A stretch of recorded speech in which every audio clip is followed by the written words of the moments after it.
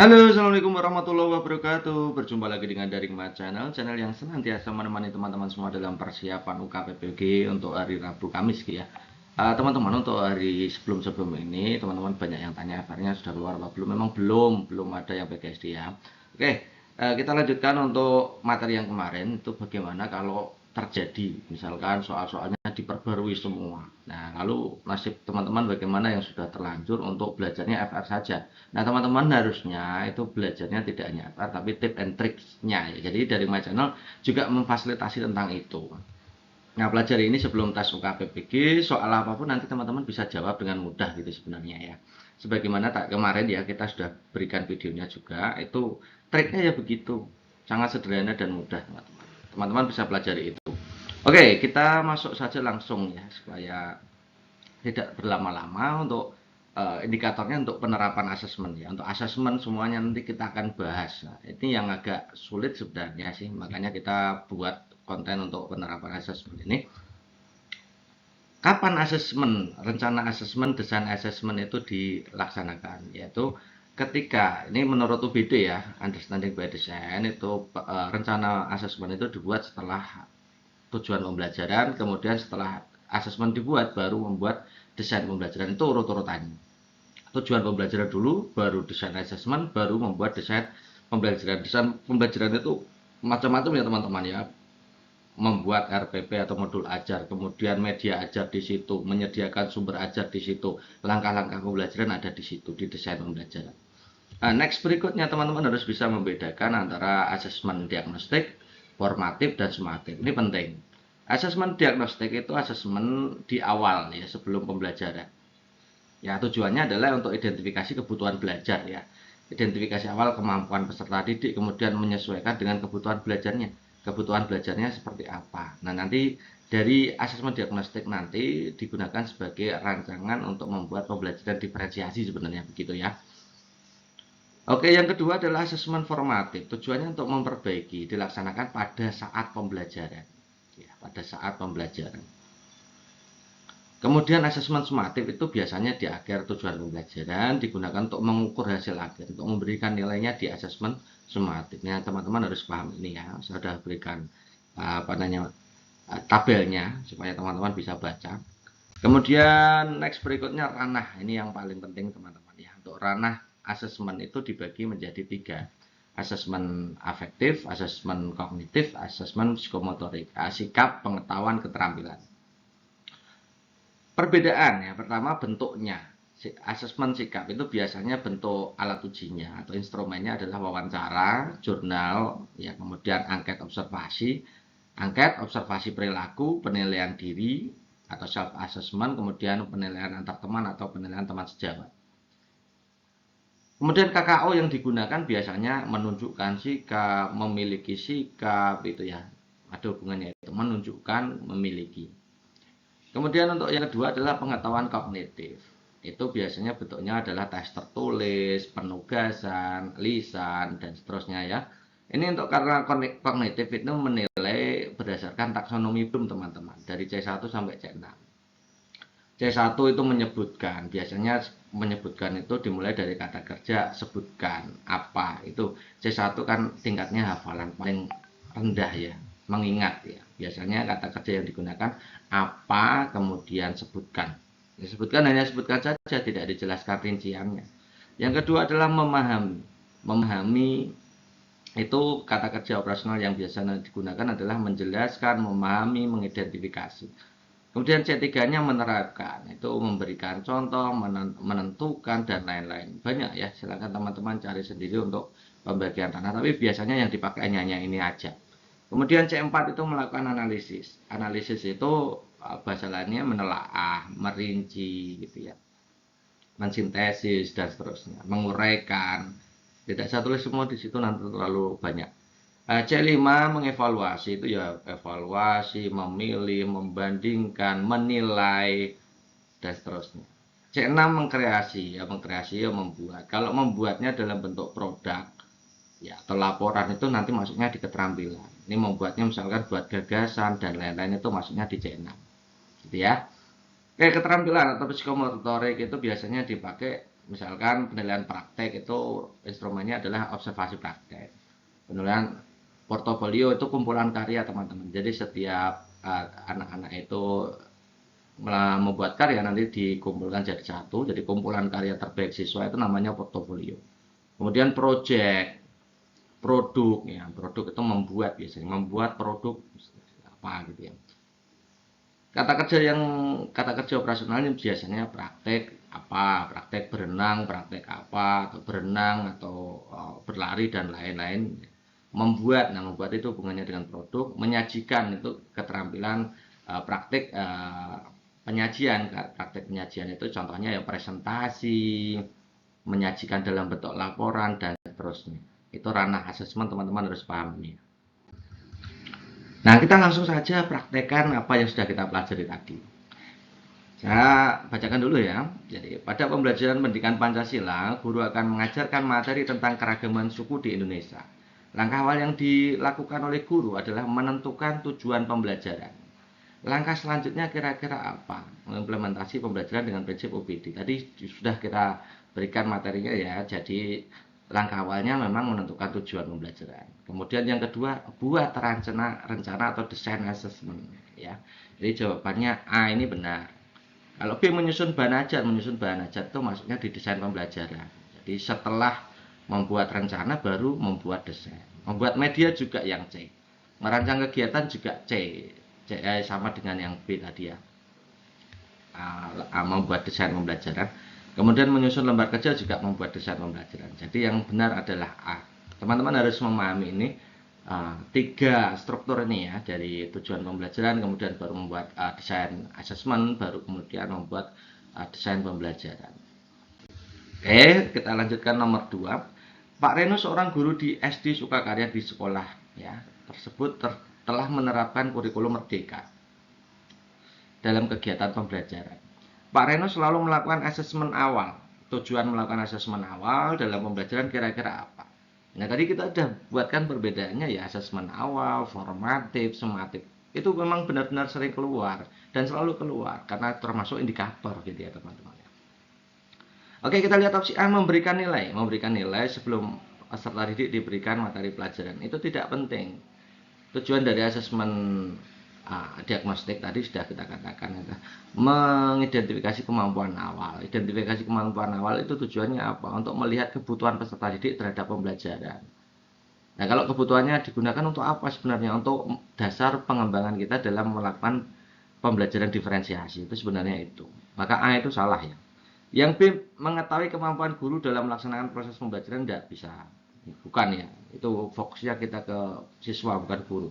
Yang C, membandingkan kemampuan peserta didik. Membandingkan kemampuan peserta didik itu sumatif akhir ya. Nilai penilaian. Yang D, mengetahui dan mengidentifikasi kebutuhan belajar potensi dari peserta didiknya. Yes, ini betul. Memberikan nilai, kalau hubungannya dengan memberikan nilai itu sumatif gitu ya. Next, Pak Riko seorang guru kelas 4 di SD Cut Nyadin. Dalam pembelajaran yang dilakukan, Pak Riko berusaha agar peserta didik terlibat aktif dalam pembelajaran. Pak Riko melakukan asesmen dengan memberi tugas esai pada peserta didik agar peserta didik dapat mengembangkan argumentasi dan mencari sumber-sumber yang terpercaya untuk mendukung argumen yang dimilikinya. Bentuk asesmen yang dilakukan Pak Riko dalam rangka mencapai tujuan pembelajaran adalah A, formatif, B, sumatif, C, portofolio, D, diagnostik, E, project. Kalau kita lihat dari A sampai E itu berarti teman-teman diminta untuk menganalisa perbedaan antara diagnostik, formatif, sumatif. Jadi untuk portofolio dan project itu hanya pengecoh saja ya, pengecoh saja. Nah, kita analisa, itu sudah saya bold hitam di situ, teman-teman bisa lihat dalam pembelajaran yang dilakukan. Kemudian terlibat aktif dalam pembelajaran berarti saat pembelajaran. Kalau saat pembelajaran maka yang digunakan adalah tes formatif. Ya. Kalau sumatif setelah pembelajaran, kalau diagnostik di awal sendiri, awal pembelajaran. Oke, next berikutnya. Kan mudah ya, jadi teman-teman kalau tahu triknya itu sederhana sekali. Guru sedang membelajarkan tentang upaya melestarikan kebudayaan. Untuk menentukan apakah peserta didik sudah memahami cara melestarikan kebudayaan, maka guru akan melakukan asesmen dengan teknik tes tertulis bentuk uraian. Kira-kira pertanyaan yang tepat digunakan adalah apa? Itu teman-teman lihat itu jasa bold hitam. Itu memahami. Memahami itu masuknya di C2 kan, teman-teman. Ya, kognitif atau pengetahuan level kedua. Jadi nanti kita akan analisa A sampai E itu yang mana masuk C2. Kita lihat opsi A, jelaskan itu masuknya C2. Sebutkan itu C1 gitu ya. Buatlah satu gagasan, itu mengkreasi gagasan, membuat gagasan itu mengkreasi gagasan itu masuknya C6, teman-teman. Apa saja, apa itu maksudnya sebenarnya untuk menunjukkan pada definisi sebenarnya. Jadi tidak tepat digunakan, apa saja itu tidak digunakan, tidak tepat untuk konsep bahasanya, tidak tepat digunakan untuk menyebut memahami. Jadi bukan ya, apa saja itu sama dengan menyebutkan, itu masuknya di C1. Apa sebutkan itu levelnya C1. Bagaimana, kalau bagaimana itu naik lagi sampai C4 ya. Bagaimana itu C4, mengidentifikasi. Bagaimana kamu mengidentifikasi masuknya di C4. Maka jelas kelihatannya teman-teman. Silakan teman-teman sambil dipahami ya, kalau apa sebutkan itu masuknya di C1, jelaskan, deskripsikan ya, itu C2, berikan contoh, penerapan dan lain-lain itu masukkan C3. Kemudian C4-nya teman-teman bisa lihat itu kalau pertanyaannya biasanya bagaimana kamu mengidentifikasi, bagaimana kamu membuat hubungan, hubungkanlah, carilah pengaruh, itu masuknya di C4. C5 itu pilihlah, itu biasanya kata-kata yang dipakai, atau bandingkanlah, itu yang dipakai. Nah, kalau C6 itu buatlah gagasan dan lain-lain, buatlah ide dan lain-lain, itu masuk ya. Jadi ini jawabannya jelas kelihatan ya, ini A. Itu teman-teman cara menjawabnya ya. Oke, next, seorang guru sedang membacakan sebuah cerita untuk peserta didik kelas 6. Dari pembelajaran tersebut, peserta didik diharapkan mengidentifikasi nilai-nilai yang terkandung dalam teks sastra. Mengidentifikasi kan maksudnya C2 ya teman-teman ya. Asesmen yang sesuai untuk kegiatan pembelajaran tersebut kira-kira apa? Bentuknya pilihan ganda kompleks, jadi jawaban bisa lebih dari satu. Oke, kita lihat ya. Yang A, membuat kata-kata mutiara tentang nilai yang terkandung dalam cerita. Membuat kata mutiara tadi kita sudah bilang, membuat kata mutiara, kemudian membuat ide, membuat gagasan, itu maksudnya dikreasi. Kreasi itu C6. Ya. Meminta peserta didik menceritakan kembali, kalau langsung ke depan itu namanya keterampilan yang diuji ya, keterampilan bercerita, keterampilan praktik. Merancang proyek, berarti ini keterampilan proyek kan masuk di ranah proyek kan, ranah keterampilan. Memberikan 5 soal benar salah, nilai-nilai dalam cerita. Benar salah itu masuknya kognitif ya, dan ini masuknya di C2. Melakukan presentasi itu keterampilan penyajian, masuknya di ranah keterampilan, jadi bukan kognitif. Jadi jawabannya jelas kelihatan itu di next berikutnya. Bu Ani, guru SD Nusantara yang memiliki peserta didik yang sangat beragam. Metode asesmen yang paling sesuai yang bisa diterapkan Bu Ani untuk mengevaluasi pemahaman konsep. Kalau kata-katanya pemahaman konsep berarti masuknya di C2. Secara individual dalam pembelajaran yang berpusat pada peserta didik. Jadi mau mengevaluasi pemahaman konsep individual. Ya. Masuk di level pemahaman konsep berarti masuk di kognitif ya. Nah, kita lihat opsi pilihan gandanya. A, penilaian diri yang dilakukan oleh masing-masing peserta didik. Penilaian diri itu tidak cocok untuk mengukur pengetahuan. Maksudnya kan tadi diafektifkan atau sikap, jadi tidak mungkin. Portofolio itu ranahnya di keterampilan, bukan pemahaman atau bukan pengetahuan ya. Ujian tulis itu masuknya di level kognitif, masuk ya. Kemudian penilaian teman sejawat itu biasanya untuk mengukur ranahnya afektif atau sikap. Pengamatan perilaku itu observasi perilaku, sama, itu masuknya di ranah sikap. Nah, kelihatan sekali. Sangat mudah kan teman-teman menjawabnya. Jadi jangan lupa untuk trik-triknya ya. Kalau teman-teman tahu triknya pasti bisa menjawab semua soal. Oke, next. Tujuan pembelajaran yang dibuat oleh guru adalah peserta didik mampu menyebutkan contoh-contoh. Menyebutkan itu maksudnya di C1 ya. Contoh-contoh artinya lebih dari satu. kearifan lokal di sekitar tempat tinggal. Untuk mengukur apakah tujuan tersebut tercapai apa tidak tercapai, kira-kira soal tes dan pertanyaannya apa. Kita lihat opsi pilihan gandanya. A. Lisan. Apa kearifan lokal di sekitar tempat tinggalmu? Apa itu sudah cocok ya. Apa dan sebutkan itu masuknya di C1 ya, sudah cocok. Dua-duanya cocok.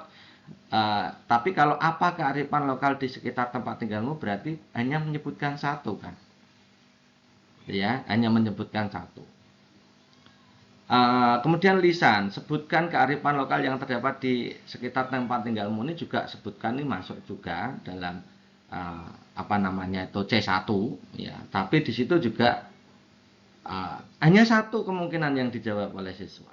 Kemudian yang C, sebutkan macam-macam kearifan lokal di tempat tinggalmu, ini kan sudah banyak. Jadi contoh-contohnya ada di situ semua. C ini paling mendekati ya. Kemudian tes tertulis sudah jelaskan. Kalau jelaskan jelas tidak mungkin karena masuknya di level C2. Yang E, tertulis jawaban singkat, sebutkan satu contoh. Nah, satu contoh itu hanya satu. Ya, jadi kita silang saja. Jadi kemungkinan terbesarnya adalah C. Selama pembelajaran berlangsung, guru juga menilai partisipasi peserta didik di kelas. Teknik asesmen yang tepat untuk mengetahui peserta didik partisipasi atau tidaknya. Ini teman-teman lihat itu ya. Opsi pilihan gandanya wawancara, observasi, dokumentasi, kuesioner, soal tertulis. Ini teman-teman harus mengkoneksikan antara opsi pilihan gandanya dengan dengan soalnya. Partisipasi peserta didik itu masuknya di ranah keterampilan kan. Ya kan, ranah keterampilan. Sementara instrumen yang dipakai wawancara. Wawancara itu masuknya di sikap kan. Tadi sudah kita bahas ya. Sikap, observasi itu bisa sikap bisa keterampilan ya. Kalau observasi perilaku masuknya di sikap, kalau observasi saja itu masuknya di ranah keterampilan. Dokumentasi itu ranahnya sikap. Kuesioner itu sama dengan angket teman-teman, itu ranahnya sikap. Soal tertulis itu ranahnya pengetahuan. Jadi kita tinggal silangi saja. Jadi jawaban terbaiknya pasti opsi B. Next, seorang guru sedang mengajarkan keterampilan berbicara. Peserta didik diminta untuk menceritakan kembali kisah kelinci kecil dan burung pipit secara nutur dengan menggunakan kata-kata sendiri. Selama proses pembelajaran berlangsung, guru ingin memotret komentar peserta didik lain ketika teman sejawatnya bercerita. Ini yang diinginkan adalah memotret komentar peserta didik. Tidak menilai orang yang berbicara, guru tidak menilai orang yang bercerita di depan, tapi ingin melihat kemampuan dari teman-temannya, teman-teman yang peserta didik tadi untuk berkomentar, bagaimana mengemukakan komentar yang tepat untuk peserta didik yang maju depan, dalam rangka menghargai orang lain untuk berbicara. Oke, kita lihat opsi pilihan gandanya. Berarti kalau memotret komentar masuk di ranah ranahnya afektif ya, ranahnya sikap. Biasanya ranah sikap ya. Kita lihat opsi pilihan gandanya A, antar teman dengan lembar checklist. Nah, penilaian antar teman masuk di ranah afektif dan cocok untuk memotret komentar peserta didik lain. Oke, good. Tertulis itu biasanya dipakai untuk ranah pengetahuan. Kalau memotret komentar itu tidak tepat. Portofolio itu ranahnya keterampilan teman-teman. Ya, kumpulan karya, jadi tidak mungkin. Proyek itu ranahnya juga keterampilan, juga tidak mungkin. Kinerja dengan skala penilaian yang diisi. Nah, skala penilaian yang diisi semua peserta didik ini bisa masuk ke ranah, bisa masuk keterampilan, tapi di situ bisa digunakan untuk memotret komentar peserta didik lain. Diminta untuk menilai, teman yang lain menilai, bisa digunakan untuk itu. Maka jawaban terbaiknya A dan E ya. Bu Ani, guru bahasa Indonesia SD kelas 3, ingin mengetahui kemampuan peserta didiknya dalam menanggapi informasi penting dari teks yang dibaca. Rancangan asesmennya kira-kira apa? Kita lihat opsi pilihan gandanya. Tes tertulis dengan memberikan beberapa pertanyaan terkait yang dibaca. Kemudian tes kinerja yang meminta peserta didik untuk menuliskan informasi penting dari teks yang dibaca. C, proyek dengan mengumpulkan data informasi penting. Oh, berarti ini teman-teman harus mengecek ya dari A sampai E ini kira-kira yang pada akhirnya adalah peserta didik bisa menanggapi. Kita lihat opsi pilihan gandanya saja langsung ya, kita analisa langsung. A, tes tertulis memberikan pertanyaan. Kalau teman-teman kasih pertanyaan maka siswa bisa menanggapi kan, berarti ini masuk. Jadi kalau ada pertanyaan kan siswa menanggapi. Kemudian yang B, kinerja menuliskan informasi. Kalau teman-teman itu memberikan soal kepada peserta didik ya, memberikan perintah kepada peserta didik, tulislah informasi penting. Kira-kira nanti menulis hasilnya apa? Hasilnya ya berupa informasi penting saja, bukan tanggapan. Tidak ada tanggapan di situ. Yang C juga demikian, mengumpulkan data informasi. Hasilnya apa? Ya data informasi penting itu terkumpul gitu aja. Tidak ada tanggapan di situ. Yang D mengumpulkan bahan bacaan. Hasilnya apa? Ya hanya bacaan-bacaan itu terkumpul aja. Tidak ada tanggapan informasinya. Yang E memberikan tugas kepada peserta didik mencatat informasi penting. Ya hasilnya ya catatan informasi penting. Ya, jadi bukan merupakan tanggapan. Jelas ya kelihatan itu A. Tidak mungkin semua ya berarti ya. Oke, next berikutnya untuk asesmen kita sudah selesai. Sekarang kita masuk ke bagaimana kalau teman-teman mendapati soal tentang perilaku peserta didik yang sulit. Bagaimana mengelola perilaku peserta didik yang sulit. Maka teknik menjawabnya begini teman-teman. Pilih jawaban yang mengedepankan pendekatan empati. Empati itu pendekatan personal, individu. Itu ya. Cari solusi bersama dan tujuannya adalah adanya pembinaan perilaku. Kemudian yang kedua, itu teman-teman bisa menghindari jawaban-jawaban yang berpotensi untuk skor buruk. Ya, skor jelek ya, misalkan pengabaian, pemakluman, pemberian hukuman, mempermalukan, membuat suasana tidak nyaman, proses mengetik, dan lain-lain. Oke, kita langsung saja ke menuju soalnya. 24. Anda adalah seorang guru di sekolah X. Salah satu siswa di kelas sering menyela Anda saat menjelaskan materi dan menunjukkan sikap kurang sopan. Nah, ini perilaku sulitnya siswa di situ. Setelah beberapa kali diperingatkan, siswa tersebut masih belum menunjukkan perubahan perilaku. Apa yang akan Anda lakukan? Oke, tadi teman-teman ingat ya trik yang saya berikan ya. Hindari pemakluman, hindari hukuman, kemudian ciptakan suasana nyaman, jangan menghardik dan lain-lain. Kita lihat opsi A, memberikan hukuman yang lebih keras. Ini berarti bukan jawabannya. Hasilnya bukan jawaban dengan skor tertinggi gitu ya. Karena soal SJT semuanya berskor teman-teman. Kalau saya analisa opsi jawabannya berdasarkan skor nanti terlalu lama kita bahasnya gitu ya. Oke, yang B, meminta siswa tersebut untuk keluar kelas sementara agar dia bisa merenungkan kesalahannya sebelum kembali. Ini juga sebenarnya bentuk hukuman ya. Tapi ringan, ini kita juga silang aja. Mengajak siswa tersebut berbicara empat mata. Oh, berarti pendekatan empati personal ya. Untuk mencari tahu alasannya di balik perilakunya, mencari solusi. Ini good ya. Ini bagus ya. Yang D itu mengabaikan perilaku. Kalau mengabaikan jangan dipilih. Ya. Yang M mengalihkan perhatian siswa dengan memberi tanggung jawab tertentu di kelas, ini bagus juga. Tapi yang lebih mengedepankan pendekatan empati atau pendekatan personal, mencari solusi, pembinaan perilaku, jelas C. Nah, begitu cara jawabnya.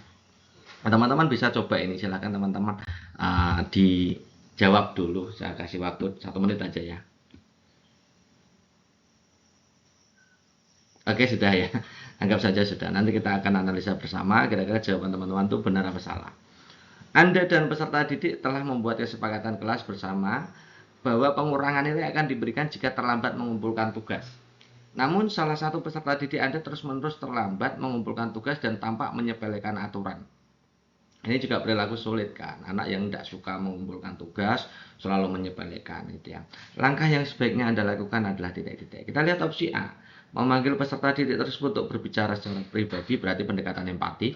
Menanyakan alasan keterlambatannya, oke, mengingatkan tentang kesepakatan kelas yang dibuat. Ini good, yang A ini bagus sekali, kita kasih cetak.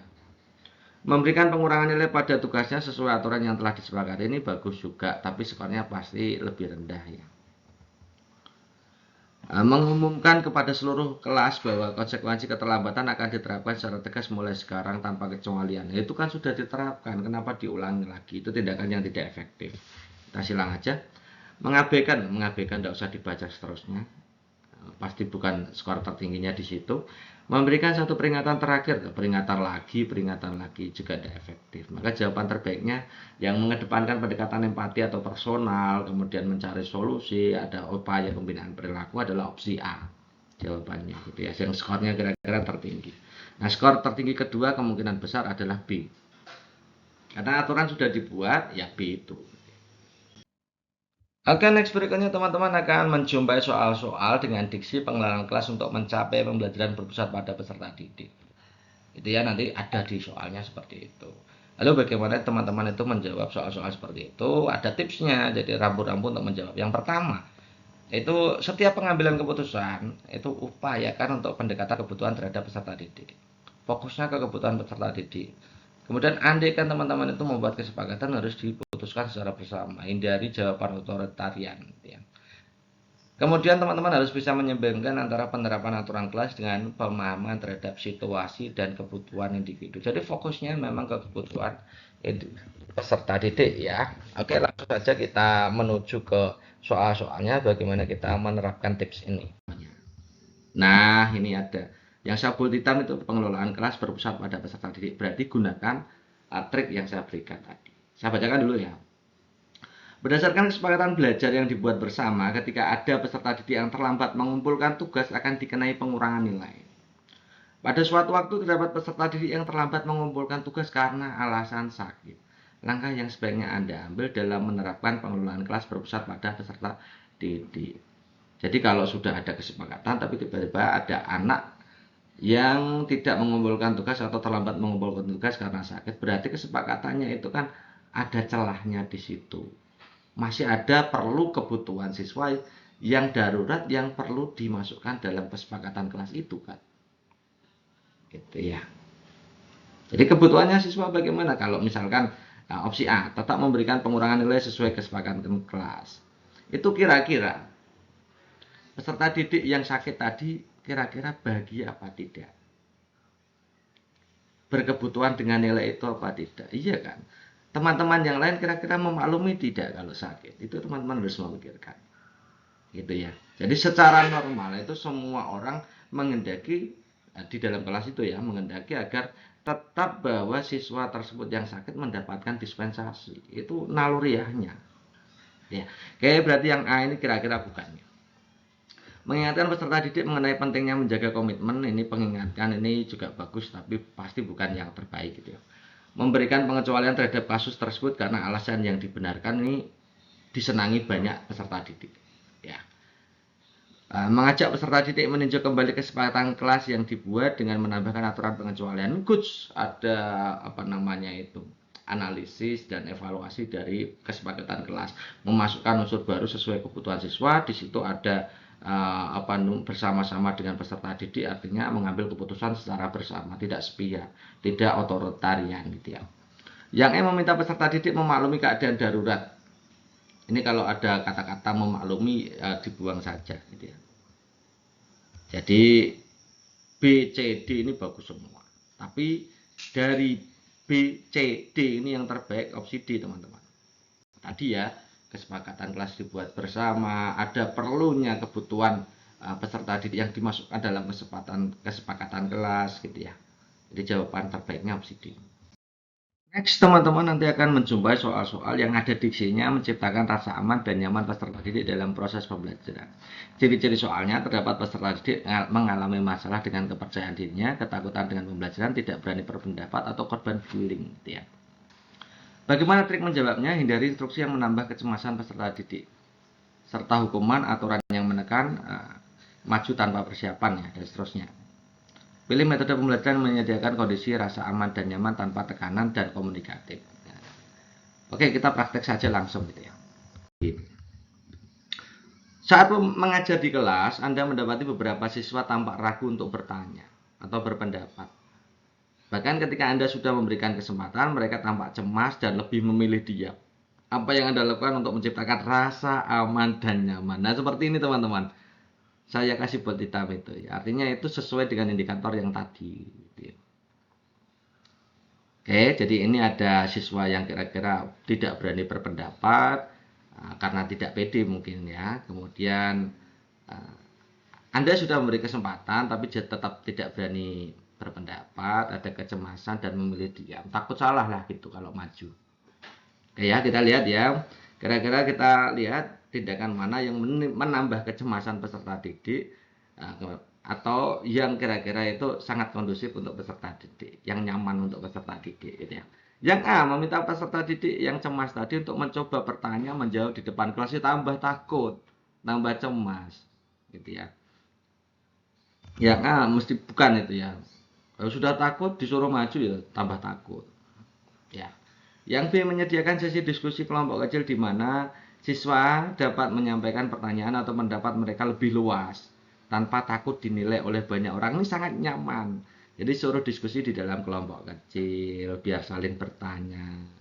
Kemudian berpendapat sesuka-sukalah tanpa takut dinilai banyak orang. Ini sangat nyaman pembelajarannya. Bagus yang B ini ya. Yang C, memberikan penghargaan kepada siswa yang berani bertanya atau berpendapat di kelas dengan harapan ini memotivasi siswa lain.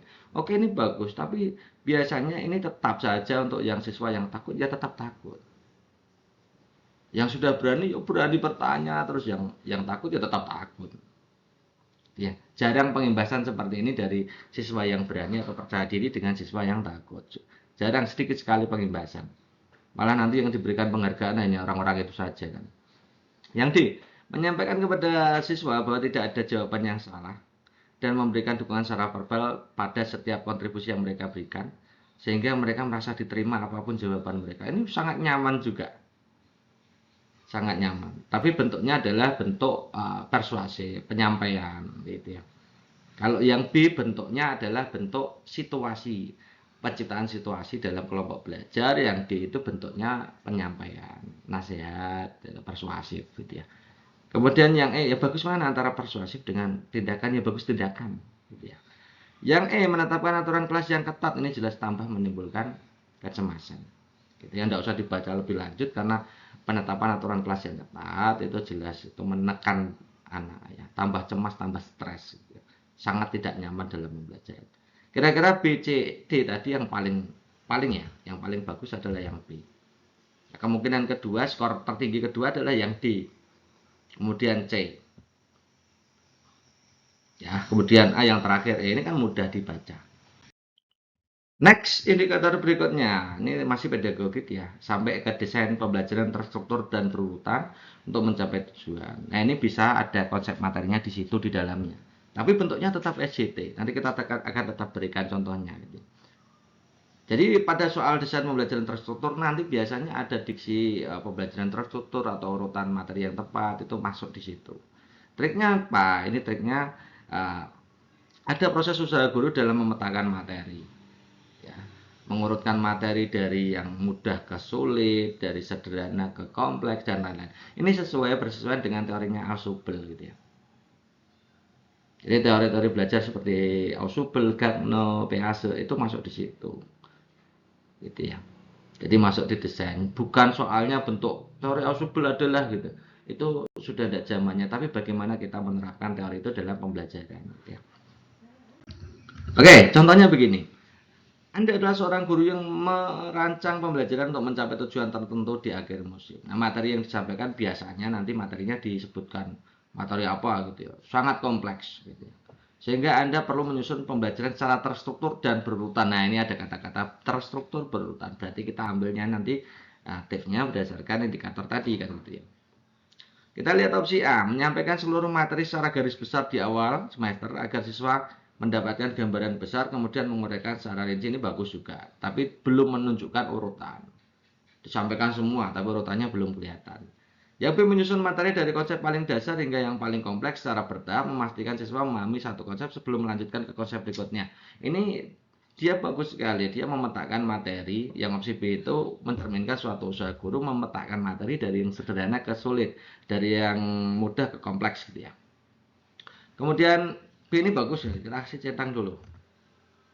Yang C, memberikan materi yang paling penting terlebih dahulu, meninggalkan materi yang kurang penting. Ini salah, tidak sesuai. Menyampaikan materi sesuai urutan buku teks ini ya sudah urut ya.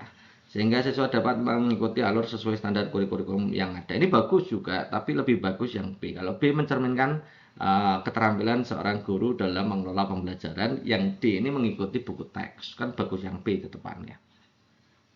Menggabungkan materi dari proyek atau tugas kelompok di awal untuk memberikan konteks, kemudian mengajarkan teori-teori. Ya seharusnya bukan begitu. Ajarkan teori dulu, baru ke. Kalau proyek itu kan kompleks ya. Project itu kompleks, harusnya kasih teori-teori sederhana dulu sebelum melakukan project. Ini kebalik cara berpikirnya. Ya. Maka jawaban terbaiknya adalah B. Ini skornya 5 di situ.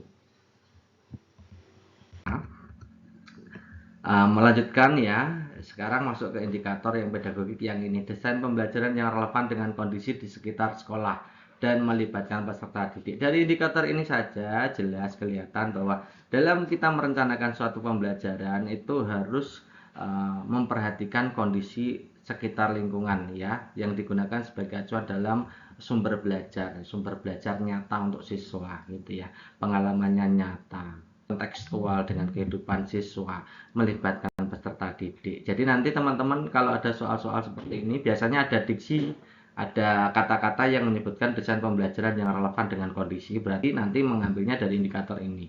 Triknya adalah silakan teman-teman pilih jawaban yang memanfaatkan lingkungan sekitar sebagai sumber belajar.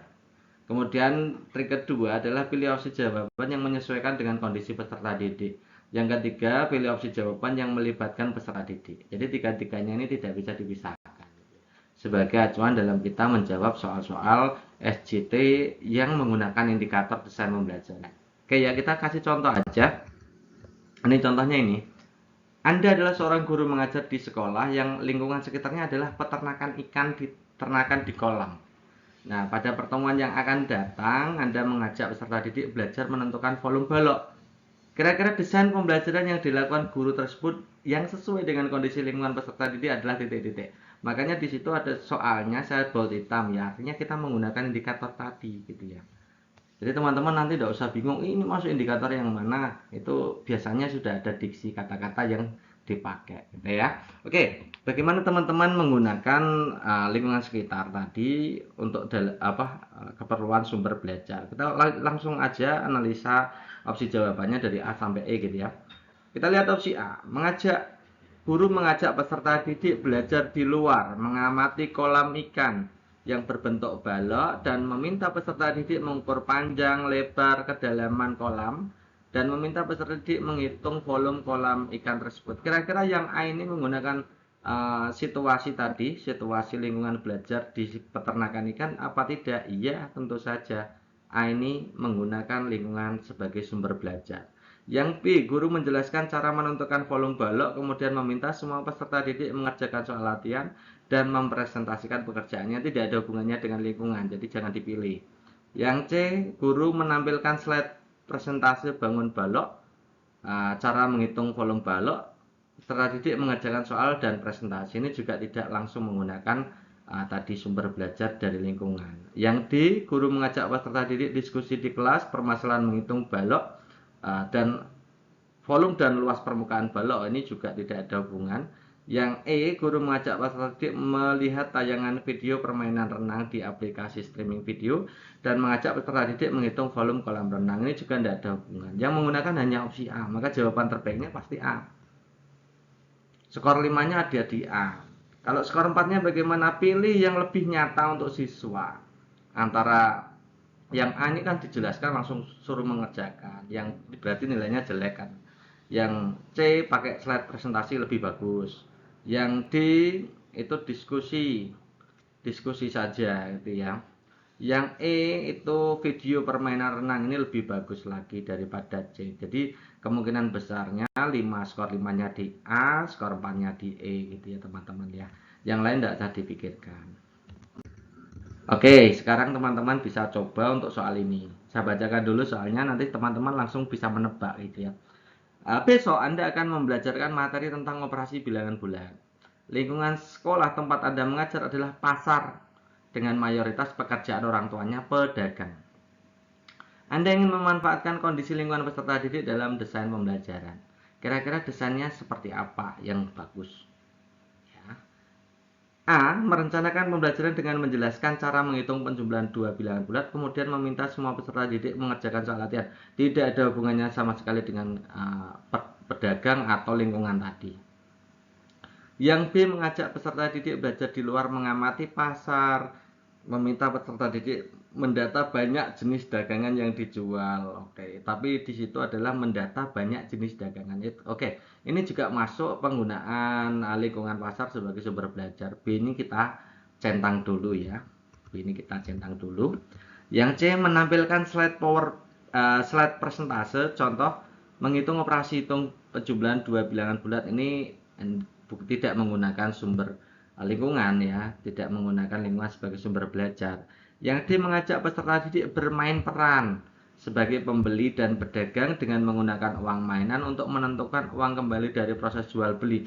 Ini bagus, ini juga menggunakan simulasi situasi. Yang D ini juga tinggi. Yang E mengajak peserta didik melihat tayangan video. Video itu konkret tapi bukan menggunakan lingkungan sebagai sumber belajar. Nanti skornya kemungkinan 3 di E itu. Ya, yang B dan D itu menggunakan lingkungan ya. Kalau B itu lingkungan langsung, yang D itu menggunakan simulasi. Bagus mana? Sebenarnya bagus langsung, tapi kita lihat tujuannya di situ.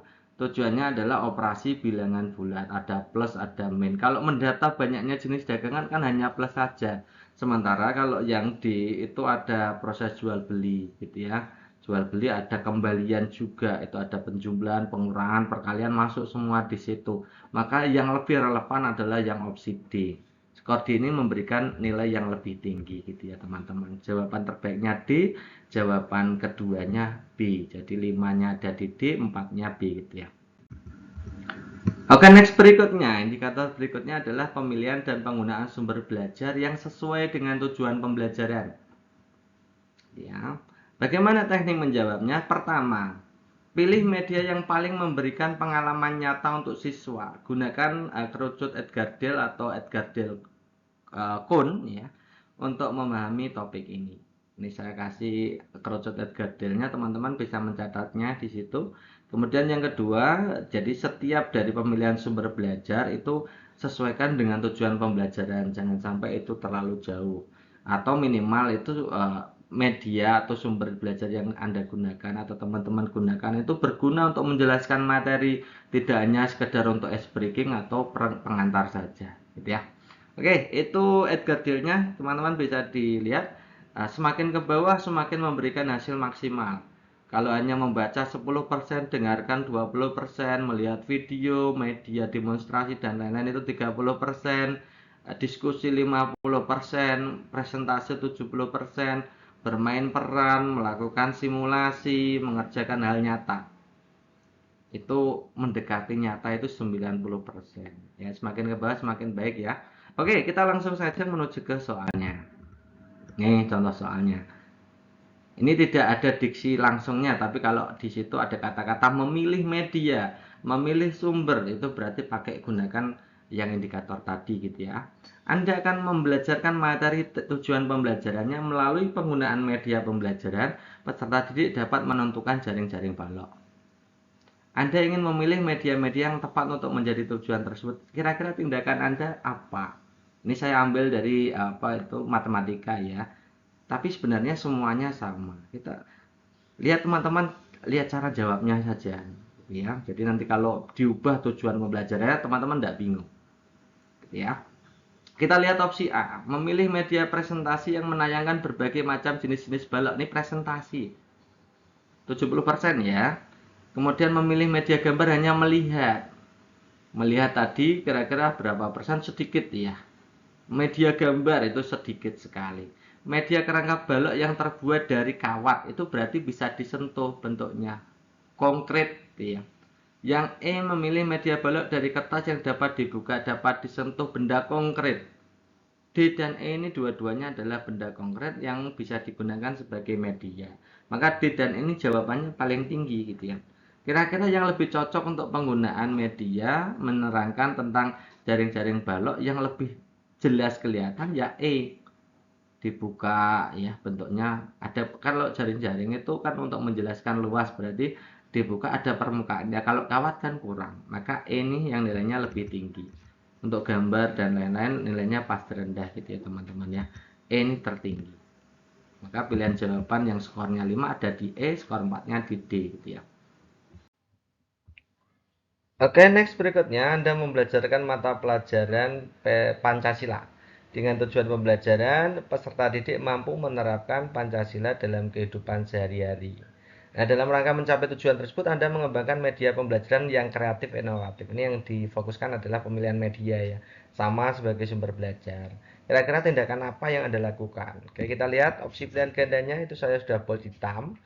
Menggunakan papan tulis untuk menjelaskan nilai-nilai Pancasila dalam kehidupan sehari-hari itu jelas jelek ya, hanya papan tulis. Kemudian menggunakan bagan itu berarti visual saja. Kemudian kalau C itu menggunakan video, sudah audio visual ya, medianya sudah tinggi. Yang D menggunakan gym itu ya game permainan ya, permainan yang mendorong peserta didik berpartisipasi aktif, ini bagus. C bagus, D bagus. Yang E menggunakan kuis ya, kuis itu sebenarnya bukan untuk apa namanya itu media ya, tapi kuis itu sebenarnya alat asesmen. Jadi kita tidak mempertimbangkan kuis. Jadi jawabannya kalau tidak C ya D, skor tingginya. Jadi teman-teman tidak usah terlalu fokus untuk skor terbaiknya seperti apa, karena memang nanti akan ada soal-soal yang dua-duanya itu sulit untuk dibedakan gitu ya. Yang menjadi kunci gitu teman-teman, teman-teman lihat juga di situ tujuan pembelajarannya menerapkan nilai Pancasila. Nah, kalau lebih skalanya lebih luas, kalau C itu video itu bisa memberikan skala yang lebih luas dalam menerapkan nilai-nilai Pancasila. Nanti ada video ini itu berupa kegiatan-kegiatan yang bisa digunakan untuk menjelaskan penerapan Pancasila. Kemudian yang D itu pakai gym. Gym itu jarang sekali. Gym itu kurang efektif lah sebenarnya untuk menerapkan nilai-nilai Pancasila. Meskipun ada dan lebih bagus kalau dalam penanaman nilai. Tapi kalau yang C ini kelihatannya lebih dominan gitu ya. Jadi C ini skornya lebih tinggi kira-kira ya teman-teman daripada yang D gym ya. Next berikutnya pedagogik lagi ya, masih pedagogik sampai selesai nanti. Indikatornya adalah instruksi pembelajaran, atau instruksi itu maksudnya itu langkah pembelajaran gitu ya. Langkah pembelajaran yang mencakup strategi komunikasi untuk menumbuhkan minat dan nalar kritis. Nah, tip menjawabnya yang pertama adalah silakan teman-teman pilih metode pengajaran yang mengaktifkan. Ya, siswa berpartisipasi aktif melalui eksperimen, melalui diskusi kolaboratif gitu ya. Adanya presentasi gitu ya. Kemudian yang kedua, bisa menggunakan pilih metode yang merangsang peserta didik berpikir kritis. Kuncinya apa di situ saya tuliskan untuk 4C, karena memang untuk zaman sekarang itu kita sudah menggunakan C4 gitu ya, atau 4C. Yang pertama adalah critical thinking, itu kemampuan peserta didik dalam bernalar, dimulai dari identifikasi masalah, menyusun serangkaian pertanyaan, kemudian analisis solusi permasalahan gitu ya. Biasanya untuk critical thinking itu dalam pembelajaran di awal ya, di awal-awal itu dikasih simulasi dulu, baru anak-anak diminta untuk berpikir gitu ya. Itu namanya critical thinking. Kemudian setelah berpikir, biasanya anak-anak diminta untuk merencanakan solusi atau menemukan berbagai solusi untuk mengatasi permasalahan kan gitu. Nah, itu muncul ide-ide kreatif, inovatif, ide baru yang segar, solusi, itu masuknya di creative thinking. Kemudian kolaborasi dulu baru komunikasi sebenarnya ya. Collaboration itu kerjasama, melalui diskusi, didiskusikan ide-ide itu. Nah, didiskusikan gitu ya, dikerjakan. Kemudian yang yang keempat itu adalah komunikasi, itu menyajikan, mempresentasikan dari pekerjaannya gitu ya. Oke, tanpa berlama-lama kita langsung saja menuju ke konteks soalnya. Kira-kira bentuk soal SJT-nya yang sesuai dengan indikator instruksi pembelajaran yang mencakup strategi dan komunikasi untuk menumbuhkan minat dan alat kritis, kira-kira seperti apa? Ini contohnya ini teman-teman. Anda merencanakan pembelajaran dengan kunjungan ke lingkungan sekitar sekolah. Peserta didik akan diajak mengamati tanaman di halaman sekolah yang dalam kondisi layu. Nah, strategi yang Anda pilih untuk melatih kemampuan menyelesaikan masalah dan berpikir kritis, kira-kira apa? Nah, ini yang jadi fokus adalah tadi menumbuhkan minat dan nalar kritis ya. Berpikir kritisnya yang menjadi fokus utama, teman. Sekarang kita analisa dari tindakan A sampai E, ini kira-kira yang mengaktifkan peserta didik untuk berpikir kritis yang mana. Tadi saya sudah menjelaskannya. Di awal pembelajaran biasanya bernalar kritis atau berpikir kritis. Kemudian setelah itu baru kreatif, kemudian diskusi kolaboratif, baru menyajikan atau presentasi ya. Kita lihat opsi A. Meminta peserta didik mengidentifikasi masalah terlebih dahulu, berarti di awal. Benar ya, ini berpikir kritis. Kemudian yang kedua meminta peserta didik membuat rencana. Membuat rencana itu berarti sudah menyusun strategi. Itu berarti ada ide yang di situ muncul. Mengumpulkan ide-ide untuk menyelesaikan masalah. Nah, itu berarti masuknya di ide kreatif, ya. Kemudian meminta peserta didik menyelesaikan masalah tanaman layu. Itu berarti sudah menyelesaikan, ya. Menyelesaikan itu tahapnya sudah problem solving sebenarnya. Menyelesaikan masalah. Yang D, meminta peserta didik menganalisis solusi. Kalau analisis maksudnya dikritis, critical thinking. Meminta peserta didik membuat satu kesimpulan. Kesimpulan itu maksudnya di problem solving gitu ya. Jadi jawabannya kalau ndak A, ya D. Nah, kalau A dan D yang duluan yang lebih mana? Yang lebih dulu yang A tentunya teman-teman. Skor tertingginya di awal. Ya, di awal pembelajaran kan memang harus identifikasi masalah terlebih dahulu. Nah, identifikasi masalah itu ya bisa lihat dari sebab-sebabnya. Misalkan ada banjir, sebab banjirnya apa itu dianalisa terlebih dahulu. Gitu ya. Itu berpikir kritis. Jadi kemudian kalau misalkan banjir itu kira-kira mengatasinya bagaimana, muncul ide-ide, itu berarti masuknya di creative thinking gitu ya. Soal yang lain, tipe soal yang lain silakan teman-teman cek ya A sampai ini kira-kira yang mengaktifkan bernalar kritis atau berpikir kritis yang mana. Saya bacakan dulu soalnya. Anda seorang guru berharap peserta didiknya mampu menjelaskan dan membuktikan teorema Pitagoras dan triple Pitagoras. Langkah pembelajaran yang Anda lakukan bertujuan untuk menumbuhkan kemampuan berpikir kritis. Teman-teman tidak usah terlalu memusingkan tentang temanya di situ. Kok matematika? Tidak apa-apa, nanti teman-teman pakai pada tema yang lain pun juga bisa. Selama teman-teman itu tahu triknya, gitu ya. Strategi yang Anda lakukan kira-kira apa? Kita lihat opsi A. Itu sudah saya bold hitam ya. Jadi teman-teman bold hitam itu mencerminkan teman-teman yang perlu difokuskan di situ. Yang A meminta peserta didik menganalisis langkah-langkah pembuktian teorema Pitagoras. Menganalisis masuk apa? Berpikir kritis, ya, masuk. Kemudian memberikan rumus teorema Pitagoras, meminta peserta didik menghafal. Menghafal itu bukan termasuk critical thinking, itu berpikir tingkat rendah gitu ya. Berpikir tingkat rendah atau low order thinking gitu ya. Nggak usah dipikirkan, kalau yang B itu skornya pasti rendah sekali gitu ya. Yang C mengajak peserta didik berdiskusi, oke, dalam kelompok tentang penerapan teorema Pythagoras dalam berbagai kasus nyata. Kemudian meminta sekelompok menyajikan hasil. Diskusi itu maksudnya kolaboratif, collaboration. Kemudian menyajikan hasil maksudnya dikomunikasi ya. Jadi bukan berpikir kritis tapi maksudnya di kolaborasi dan komunikasi yang C. Yang D meminta peserta didik meneliti asal-usul teorema Pythagoras, menuliskannya dalam esai, mempresentasikan hasil penelitiannya. Mempresentasikan tadi maksudnya di komunikasi. Meskipun meneliti asal-usul ini kurang jelas ya, meneliti itu dimulai dari apa. Bisa critical thinking, kemudian bisa ke creative thinking juga. Tapi yang lebih bagus yang A, analisis ya. Yang E memberi contoh-contoh soal triple Pythagoras, kemudian meminta peserta didik mencari pola. Mencari pola ini masuk critical thinking teman-teman. Tapi di situ membuat kesimpulan. Jadi yang A dan yang E ini bagus yang mana? Tentu yang lebih bagus yang A. Ya, lebih bagus yang A. A skornya 5, E skornya 4, kemudian D. Ya, kemudian C yang terakhir yang paling buruk adalah menghafal. Skornya satunya di B. Jadi soal SJT itu semuanya berskor teman-teman. Jangan sampai ada nanti ketika waktunya habis tidak ada yang tidak dikerjakan. Jadi semua harus dikerjakan gitu ya. Karena setiap opsi pilihan gandanya berskor. Kalau tidak dijawab skornya 0 gitu ya. Next berikutnya, indikator pedagogi berikutnya adalah penggunaan teknologi informasi komunikasi secara adaptif. Jadi tipsnya adalah gini, teman-teman pilih saja teknologi informasi komunikasi atau TIK sebagai sumber pembelajaran, di mana TIK tersebut memberikan ruang untuk peserta didik mengeksplor pengalaman nyata. Jadi yang lebih kelihatan realistis itu yang mana? Misalkan virtual reality, video simulasi, AR itu juga masuk. Kira-kira teknologinya agak tinggi-tingginya. Itu jawabannya di situ. Kita lihat ya, coba opsi pilihan gandanya kira-kira soal konteks soalnya seperti apa. Kita lihat.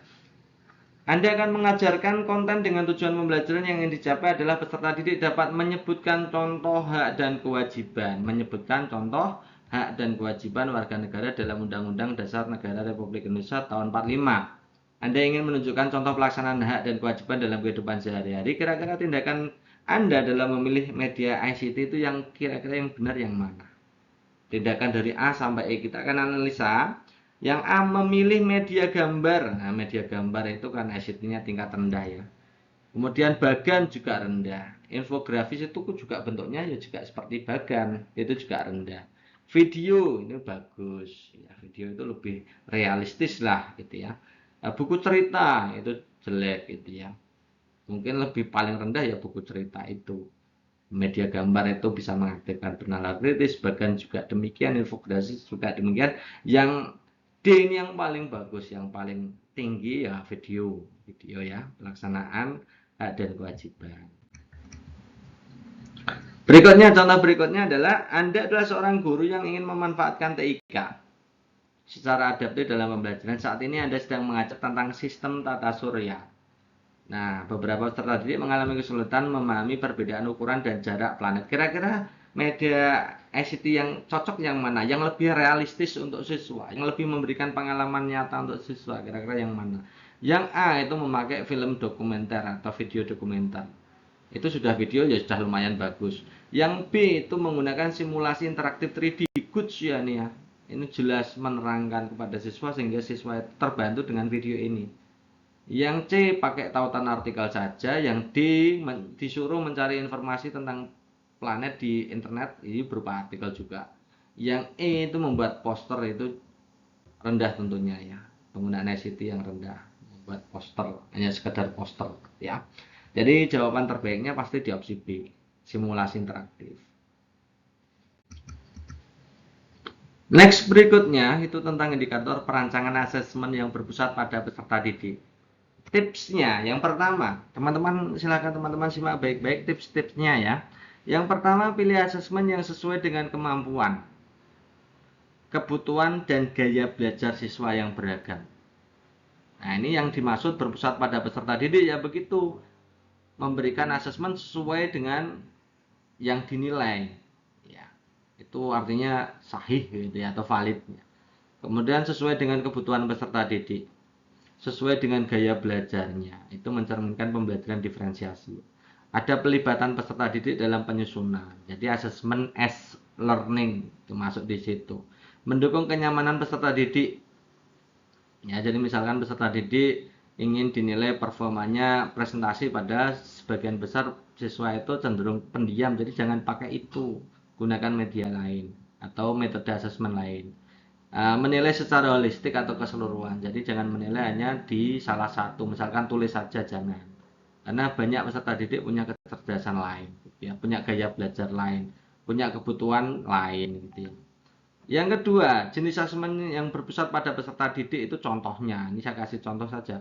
Portofolio ya, itu sesuai dengan kemampuan peserta didik, proyek juga, penilaian diri antar teman, observasi, refleksi, jurnal itu. Kemudian hindari soal-soal yang digunakan secara general, secara umum dalam satu kelas. Misalkan pilihan ganda untuk seluruh kelas, isian singkat untuk seluruh kelas, tes lisan untuk seluruh kelas, itu ya. Itu dihindari. Oke, langsung saja kita menuju ke konteks soalnya. Ini soalnya begini. Anda sedang merancang asesmen. Ya, ada kata-kata merancang asesmen, berarti maksudnya di situ gitu ya. Untuk mengukur pemahaman peserta didik dalam materi sistem pernapasan manusia di kelas. Anda ingin agar asesmen ini berpusat pada peserta didik dan mampu mengakomodasi perbedaan kemampuan belajar mereka. Ini mampu mengakomodasi perbedaan kemampuan belajar mereka. Berarti ini sesuai dengan tadi ya, berpusat pada peserta didik. Oke, kita lihat opsi pilihan gandanya A. Menyusun tes pilihan ganda dengan soal mencakup semua materi sistem pernapasan untuk seluruh siswa. Nah, untuk seluruh siswa ini salah ya teman-teman. Jadi setiap peserta didik punya spek yang berbeda-beda. Kita menggunakan hanya satu tes pilihan ganda untuk seluruh siswa, jelas itu salah. Jadi skornya rendah. Yang B, menggunakan tugas proyek di mana setiap peserta didik membuat model sederhana. Setiap peserta didik membuat model, artinya semuanya sama membuat model. Ya. kemudian dijelaskan di depan, ini juga jelek. Ya. Karena semua peserta didik dikasih proyek. Meskipun proyek itu termasuk berpusat pada peserta didik, tapi ini memastikan bahwa semua peserta didik atau setiap peserta didik itu membuat model sederhana. Ya, kan harusnya bisa menggunakan berbagai model ya untuk untuk konteks yang dimaksud. Yang C, memberikan asesmen tertulis yang terdiri dari soal esai sehingga peserta didik dapat mengungkapkan pemahaman mereka dengan lebih luas. Ini bagus ya. Pakai esai biar bisa nulis semuanya. Tapi kelemahannya apa? Kelemahannya tidak semua siswa itu bisa mengerjakan soal esai. Jadi ada kelemahannya. C ini sudah mengakomodasi perbedaan peserta didik ya. Yang D, menyediakan asesmen berbentuk permainan edukatif interaktif yang memungkinkan, kalau permainan itu kan berarti semuanya bisa mengikuti permainan ya, yang memungkinkan peserta didik belajar sambil mengerjakan soal sesuai tingkat pemahaman. Ini ada sesuai tingkat pemahaman, berarti ini berpusat pada peserta didik kan, sesuai kebutuhan mereka juga. Yang E, membuat kelompok belajar, memberi tugas kolaboratif, di mana peserta didik saling berbagi pemahaman tentang sistem pernapasan. Ini bagus juga, tapi di situ tidak bisa untuk mengukur bagaimana perbedaan kemampuan belajar, karena soalnya adalah soal bentuknya kolaboratif tugasnya, gitu ya, tidak bisa mengukur perbedaan kemampuan belajar masing-masing individu. Jadi jawaban terbaiknya adalah opsi D. Jawaban terbaik kedua, kalau tidak C ya E, dua-duanya ini bagus. Kalau saya condongnya yang C. Kemudian baru E, yang lain B, A ya. B baru A. Paling jelek itu yang pilihan ganda ya. Apalagi digunakan untuk seluruh siswa gitu ya.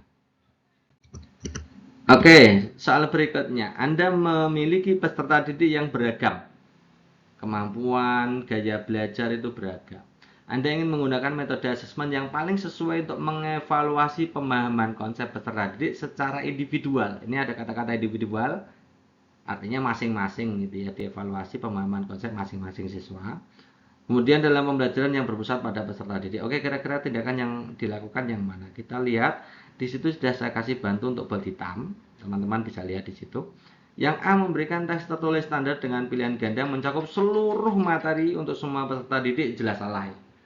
Ada kata-kata semua peserta didik digunakan semua soal yang digunakan sama bentuknya pilihan ganda. Ini tidak mengakomodasi perbedaan peserta didik. Yang B, menggunakan asesmen portofolio, di mana peserta didik dapat memilih karya terbaik mereka menunjukkan pemahaman konsep selama pembelajaran. Ini good, sangat mengakomodasi perbedaan kemampuan. Apalagi bentuknya portofolio karya terbaik. Karya terbaik bisa bentuk produk, bisa bentuk unjuk kerja kan. Yang penting anak-anak itu menunjukkannya sesuai dengan kemampuan peserta didik, pemahamannya mereka, keterampilannya mereka. Ini bagus sekali yang B. Yang C, menyusun soal esai yang sama untuk seluruh peserta didik, ini jelas salah. Esai kok sama, semua peserta didik suruh esai. Padahal sebagian besar peserta didik tidak suka untuk menulis esai, gitu ya. Kemudian yang D, menggunakan asesmen berbasis project, ini bagus, di mana peserta didik bisa mengembangkan proyek terkait dengan menjelaskan sesuai pemahaman mereka. Ini juga sesuai, mengakomodasi perbedaan pemahaman. Tapi di situ yang jadi fokus adalah bahwa setiap dari asesmen berbasis project itu biasanya basisnya adalah kolaboratif atau kelompok. Jadi jarang dipakai untuk individual. Kayak gitu ya. Yang E, mengadakan sesi presentasi individual, ini berarti individual. Setiap peserta didik menyampaikan pemahaman konsep dengan gaya mereka sendiri, ini good juga. Tapi ingat teman-teman, tidak setiap siswa itu pandai berbicara. Jadi yang paling bagus adalah opsi B, baru E, baru D. Ya, B, E, D. B-nya 5, E-nya 4, D-nya 3. Yang jelek ya opsi A, itu jelek ya, berarti satunya di A, kemudian yang di C-nya itu yang 2 gitu ya. Skor terbaiknya pasti opsi yang B.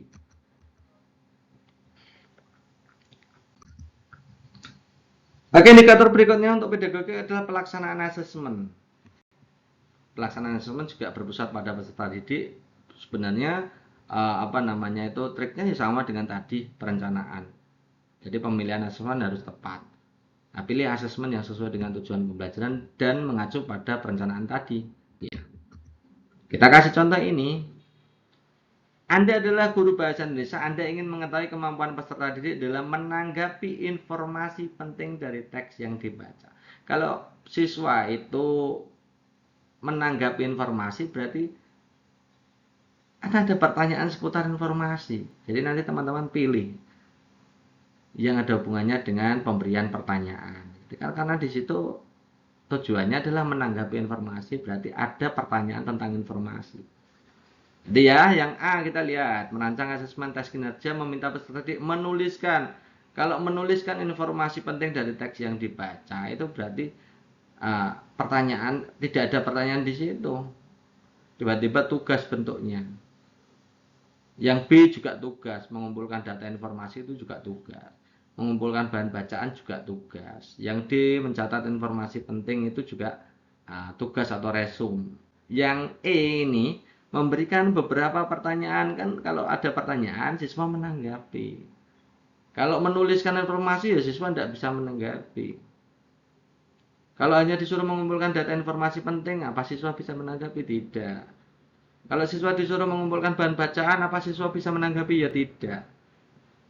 Apakah setiap siswa disuruh untuk mencatat informasi penting, siswa bisa menanggapi? Ya tidak. Ya, maka jawaban terbaiknya adalah opsi E. Next berikutnya, setelah pembelajaran peserta didik, Anda ingin mengetahui apakah materi yang dipelajari selama 2 jam itu sudah dipahami apa belum. Asesmen paling objektif yang Anda pilih untuk mengetahui pemahaman, kira-kira pemilihan asesmen yang tepat yang mana? Objektif ya. Objektif itu apa teman-teman? Objektif itu terbebas dari pengaruh subjektivitas penilai. Jadi misalkan ada yang ini cantik dikasih nilai yang baik, itu berarti subjektif ya, tergantung dari penilainya. Jadi ya kalau objektif berarti tidak bergantung pada subjektivitas penilai. Oke, kita lihat opsi A. Menggunakan tes tulis menjawab soal urean. Soal urean ini sangat subjektif. Tergantung dari penilainya. Setiap penilai dengan penilai lain mungkin memberikan skor berbeda karena bentuknya soal urean. Kalau tes pilihan ganda itu semua penilai pasti kalau salah ya salah, benar-benar objektif. Pertanyaan reflektif itu apalagi subjektif sekali. Dari pihak yang peserta didik subjektif, pihak gurunya juga subjektif. Menggunakan tes tulis dengan cara mencongak. Mencongak itu sebenarnya isian singkat teman-teman. Atau langsung mengisi jawabannya. Pendek-pendek itu ya. Itu juga objektif. Lebih bagus mana antara B dan D? Lebih objektif yang D. Kenapa? Kalau yang D itu peserta didik tidak bisa ya selesai. Kalau yang B kan ada unsur opsi pilihan gandanya, ada unsur ngawurnya dan kebetulan benar. Kalau yang D tidak bisa ngawur kan gitu. Jadi sangat objektif. Yang E, tes tertulis menjawab soal urean terbuka ini sangat subjektif, apalagi urean terbuka. Urean tertutup pun itu masih terpengaruh oleh subjektivitas penilai, apalagi terbuka. Oke, jadi jawabannya antara B dan D ini skornya tinggi. 4 dan 5-nya di situ, yang 5 tentu saja yang mencongak, gitu ya. Pedagogik berikutnya indikatornya adalah umpan balik terhadap peserta didik mengenai pembelajarannya. Fokusnya, tipsnya adalah fokus pada umpan balik langsung yang membantu kesulitan individual seseorang, kesulitan siswa secara individu. Jadi bantuan individual. Kalau ada satu orang yang kesulitan, ya kasih bantuan langsung, gitu ya. Nah, bantuan individual. Tidak bantuan berbasis kelas. Itu kalau seluruh siswa tidak bisa baru. Kalau beberapa sedikit siswa itu kasih scaffolding atau bantuan individu. Oke, kita lihat sekarang konteks soalnya.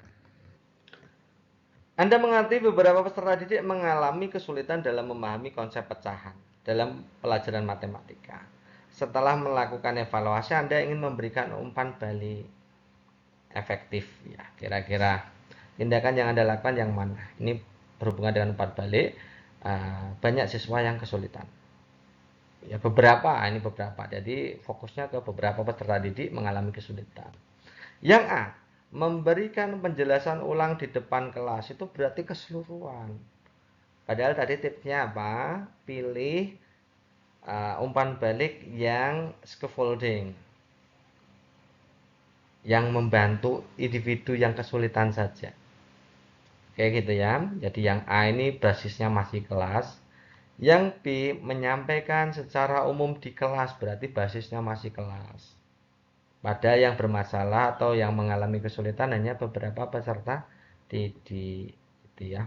Yang C mengundang setiap peserta didik yang mengalami kesulitan untuk diskusi secara individual mengenai area yang perlu ditingkatkan, memberikan tips belajar spesifik. Ini eksklusif sekali. Ya, pembelajaran berbantuan individu, kasih bantuan individu atau scaffolding. Kasih tip belajar spesifiknya. Good, yang C ini kemungkinan besar jawabannya itu yang skornya paling tinggi.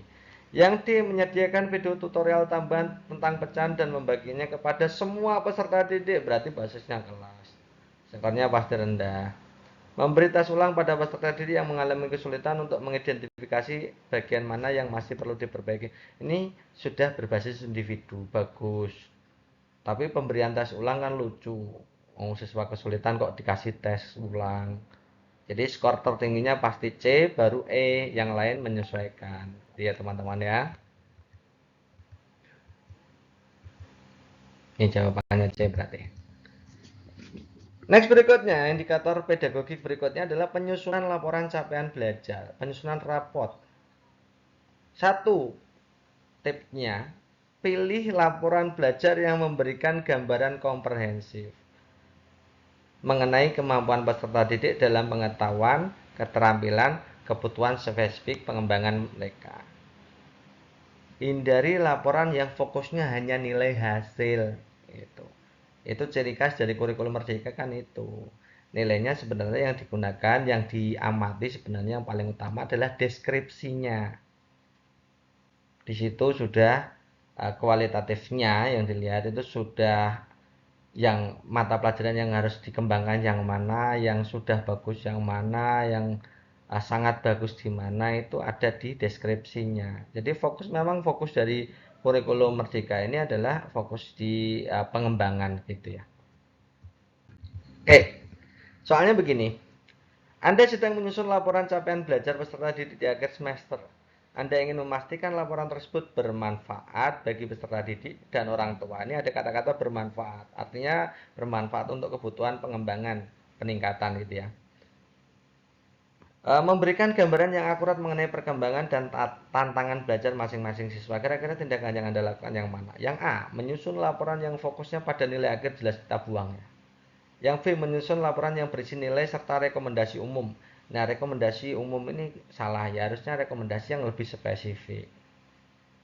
Ya, misalkan pada tujuan pembelajaran ini tidak bagus, perlu pendampingan dan lain-lain. Ya, itu kalau masih rekomendasi umum itu jelas nilainya kurang. Yang C, menyusun laporan yang mencantumkan nilai, memberikan saran perbaikan serta pujian, peningkatan peserta didik di setiap aspek. Ini bagus, ada nilai, ada saran perbaikan. Tapi perbaikannya di sebelah mana tidak dijelaskan di situ. Ada nilai kemudian saran perbaikan, maksudnya misalkan belajar lebih rajin, itu saran perbaikan kan. Tapi tidak ditentukan kira-kira perbaikannya di sebelah mana kan, jadi nanti orang tua itu mau memulai pengembangan peserta didiknya atau peningkatan pendampingan peserta didiknya dimulai dari mana tidak tahu gitu ya. Yang D, menyusun laporan mencakup catatan perilaku interaksi sosial. Kalau catatan perilaku interaksi sosial saja, nanti pengembangannya di mana? Fokus pada sikap ini berarti ya. Padahal tidak hanya sikap, tapi akademik dan non-akademik. Yang E, menyusun laporan mendeskripsikan kemampuan peserta didik dalam keterampilan inti. Artinya sesuai dengan CP-nya. Dideskripsikan CP-nya kira-kira seperti apa, nilainya per CP seperti apa, aspek yang perlu dikembangkan seperti apa. Ini bagus, sangat bermanfaat untuk siswa. Jadi C dan E ini bagus dua-duanya, tapi lebih bagus yang E. Karena di situ spesifik pada keterampilan inti mana yang deskripsi kemampuannya. Kemudian perlu dikembangkannya kelihatan jelas. E ini tertinggi ya. E5 skor 5-nya ada di E, skor 4-nya kemungkinan di C.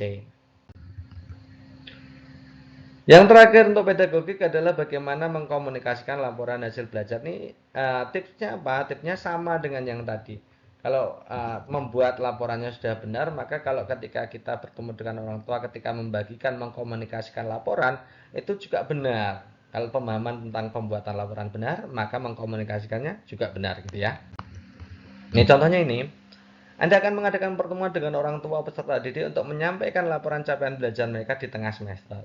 Anda ingin memastikan komunikasi laporan ini efektif dan memberikan gambaran yang jelas mengenai perkembangan akademik serta keterampilan anak. Tindakan yang Anda lakukan sebaiknya apa? Yang A, menyampaikan hasil nilai setiap pelajaran. Ini jelas salah ya. Ini kebanyakan yang dilakukan sekolah-sekolah kan setiap nilai hasilnya seperti ini gitu ya. Kemudian yang B, menginformasikan kepada orang tua mengenai nilai-nilai akademik anak dan meminta mereka lebih banyak membantu belajar di rumah. Nah, membantunya di sebelah mana kan nggak kelihatan. Yang disajikan hanya nilai akademik. Ya. Yang C, menyampaikan perkembangan akademik anak. Area keterampilan yang perlu ditingkatkan, good ya. Memberikan saran spesifik untuk mendukung perkembangan. Bagus sekali yang C ini ya. Yang D, memberikan laporan tertulis dengan penjelasan rinci nilai dan membiarkan orang tua memahami sendiri perkembangan anak. Ini rincian nilai saja tapi tidak dikasih rekomendasi pengembangan di jalan. Salah ya. Pasti sekolahnya jelek gitu ya. Yang E, menyampaikan hasil capaian anak secara umum. Ini jelas salah ya. Capaian kok secara umum. Dan nanti spesifik pengembangannya di mana gitu ya. Maka jawaban terbaiknya adalah opsi C. Kemudian kemungkinan kedua adalah yang B gitu ya.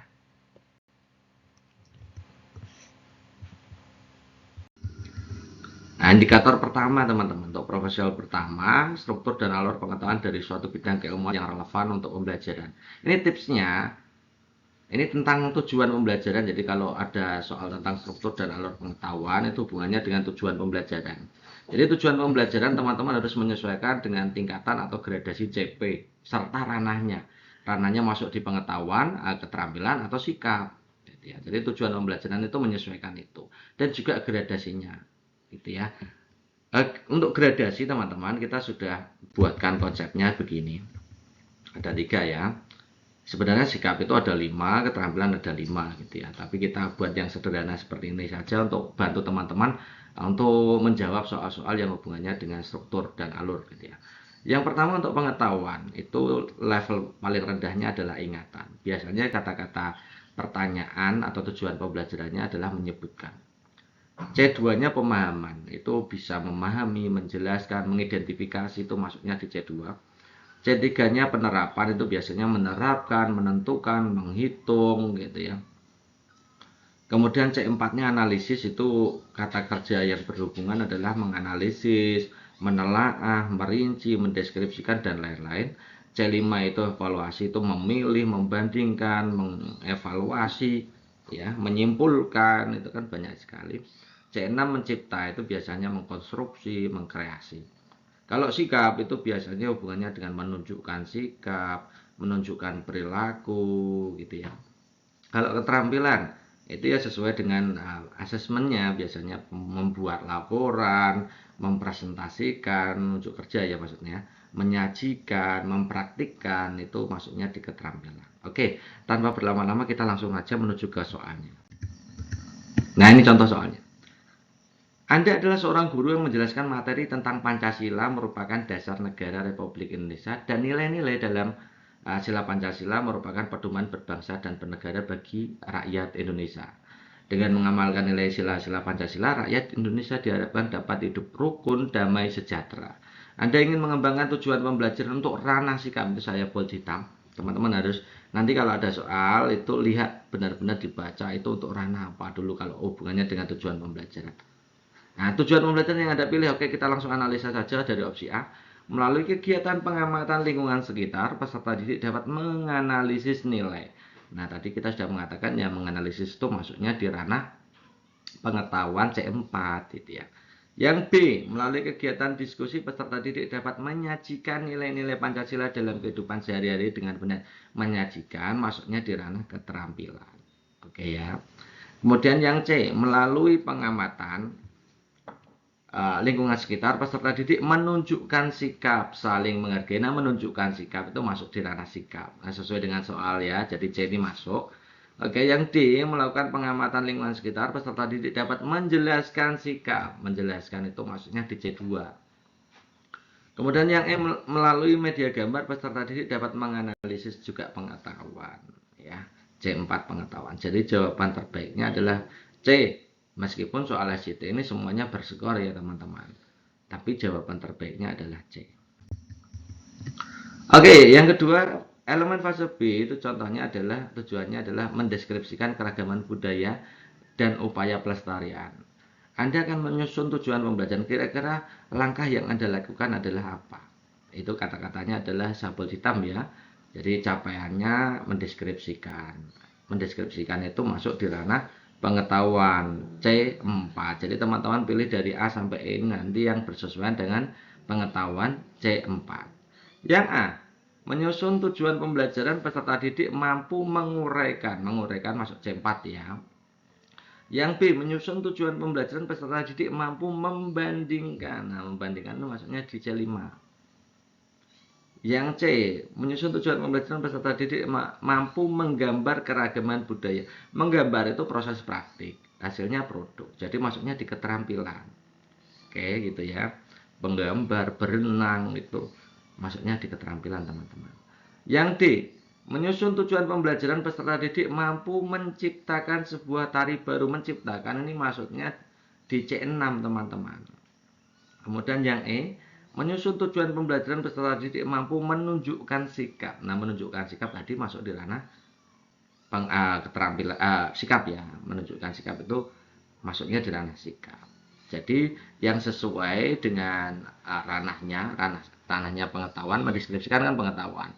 Kemudian gradasinya masuk di C4, sama-sama C4, berarti masuknya di A gitu ya. Ini semua salah ya. Menguraikan C4, membandingkan C5, menciptakan C6. Yang dekat dengan C4 ya C5 itu kemungkinan skor tertingginya A, yang B-nya itu skornya 4, yang D itu skornya 3 gitu ya. Kemudian yang C skor 2, yang paling buruk adalah yang E itu karena ranahnya adalah ranah sikap. Oke, menuju ke indikator berikutnya, profesional berikutnya. Indikatornya adalah identifikasi pengetahuan konten yang relevan untuk mencapai tujuan pembelajaran. Jadi kalau ada soal, ada tujuan pembelajaran, kemudian diminta untuk menentukan materinya, menentukan medianya, menentukan sumbernya yang cocok dengan tujuan pembelajaran, maka masuk di indikator ini. Ya, jadi dalam memilih materi, media, sumber itu ya teman-teman harus punya pengetahuan.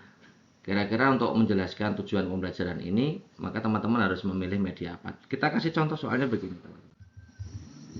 Dalam menghadapi permasalahan motivasi belajar peserta didik, Anda memutuskan untuk mengintegrasikan permainan tradisional rantai makanan. Tindakan yang Anda lakukan adalah titik-titik.